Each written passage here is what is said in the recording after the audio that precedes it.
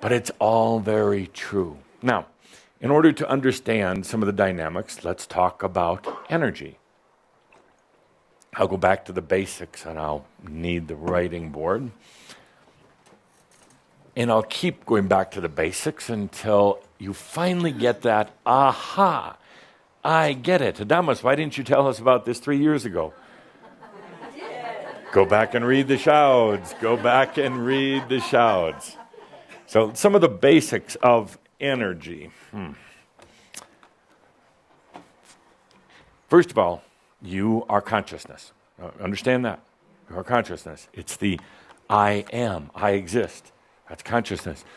It's the first awareness. You are consciousness. We'll just put a dot there. Consciousness. I exist. Consciousness continues to, you could say, unfold. It continues to become. It's not static. It doesn't just stay in its current level of consciousness. To say that it grows isn't quite right, or to expand. It continues to become more conscious. So we put a circle around that, the circumpunt, the symbol for consciousness, the I am. Very simple. You could say also it started with the spark of spirit. You're going to discover sooner or later that that wasn't actually true, but we'll use it. We'll pretend for right now that it was. Hopefully confuse a few of you about that. So, this is the I am. As I said before, it doesn't exist anywhere. It doesn't have a place in outer space of its own. Doesn't need it. It does not exist within time. Doesn't need it. It is totally on its own. It is not energy. This is one of perhaps the greatest illusions, fallacies, or mistruths that humans believe, and even religions, even New Age does not understand that consciousness does not contain energy. Because, first of all, if you thought that it did, and particularly in the way most people think about energy, suddenly you become victim to energy, and consciousness is corruptible in that scenario.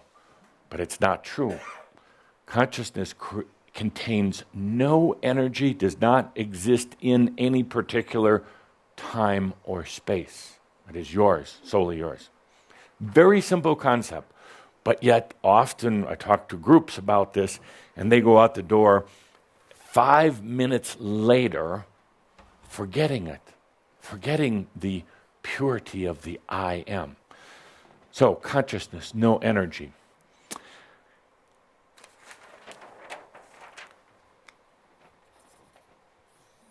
Energy exists outside of consciousness, and it does exist in all sorts of dimensions.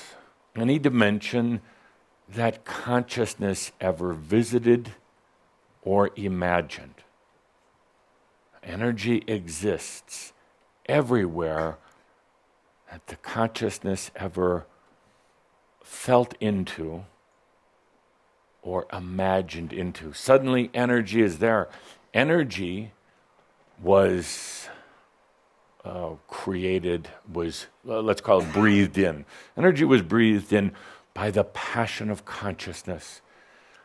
The passion of consciousness is the feeling, and I'm using slightly very human words here, but the passion of consciousness is having the sensory experience of feeling its existence. That's the passion of consciousness. Feeling that sensory, that experiential, hey, I exist. That's the passion right there. That passion of its existence, to know its existence and to feel it, created energy. Energy outside of itself. But you could actually say that, some would say that there was the passion of going home. I've actually said it myself before. Partly true, but where is home? Humans like to think of home as being heaven, God, oneness, all that was, all the rest of that crap. It's not. True home, and I'll use this as an opportunity to promote the latest book from Tobias, Journey Home. The true journey home is not back to some celestial palace. True journey home. Right there. That's all there is to it. You don't go back to the oneness. You are the oneness. You go back to awareness. I Yes. am here. I am here. That's good. Good. No. I get it. I'm just I am greeting here. you. I am here. I am here. Yes. Trusting the beyond. Trusting the beyond. Okay. Truster of the beyond. Yeah. I like that. Yeah. How was your experience with beyond, Ben?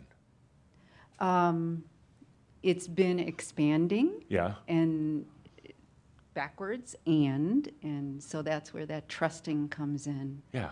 This You know, breathing. I'll give you, and you're absolutely right, I'll give you all a little clue. You have no choice but to trust the beyond. You don't. I mean,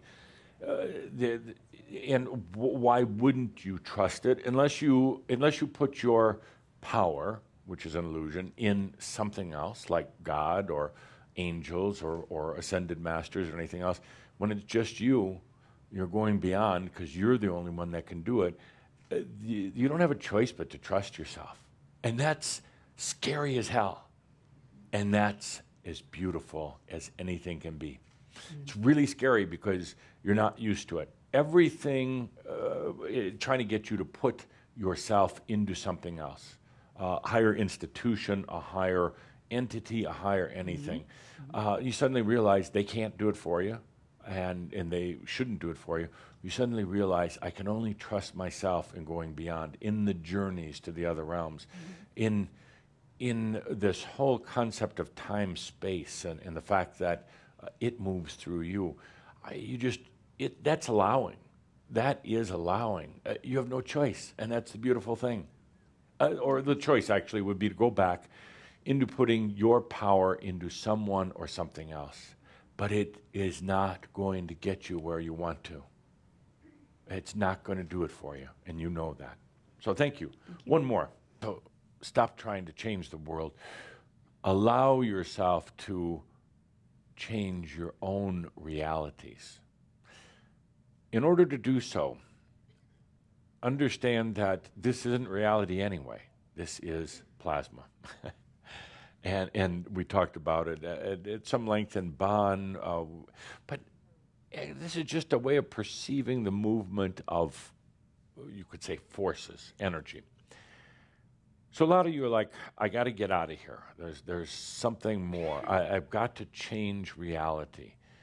And you can, at any moment, by, well, it's as simple as allowing it. The tricky part is, again, saying, I'm not going to try to change everything out there.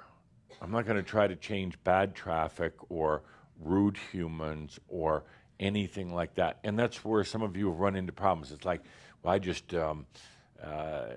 want all that to change for me. No. In order to change reality, it's about doing it for you. And then it's just about letting yourself really imagine, dream, or we should say feel into the other realms. And the other realms don't even exist until you get there. Don't think of the other realms as something predefined, as there's already these heavens. There's already everything else is defined out there, because it's a trap. It's really just more of this reality. When you get into that, like you think, that's why I'm adamantly opposed to when people get into the fifth dimension and the sixth and everything else, because they're buying into just a little bit more polished human reality. They don't really understand, and there's not those dimensions. There's nothing until you're there. And then a new reality starts to take form. A new reality is birthed. Not one that you're going to bring everybody else into. Don't even worry about that right now. But one that you can birth on your own. What does that mean? It means you know that there's so much more than this, and there is. But the place to start is birthing your own new realities by being there. I am here. And you can be multiple places, of course. You can be I am here. You can be having a conversation with another master. And in the meantime, birthing a new reality for yourself. It's going to liberate you to understand that you're not stuck here. It's going to free you to realize the beauty of putting consciousness into what's now nothing and birthing something and then watching it evolve. Not in human terms, not in the old human ways, but watching it evolve in a way that is not linked or not set into this reality. Let's take a good deep breath here for a moment. Feel a lot of going mental. There is a lot more than this. A lot more. And as we go into our transhuman series, we're going to be literally experiencing your other realms. Not other dimensions that belong to somebody else or anything. And then from that experience, you'll understand really how you got here and how easy it is to go beyond.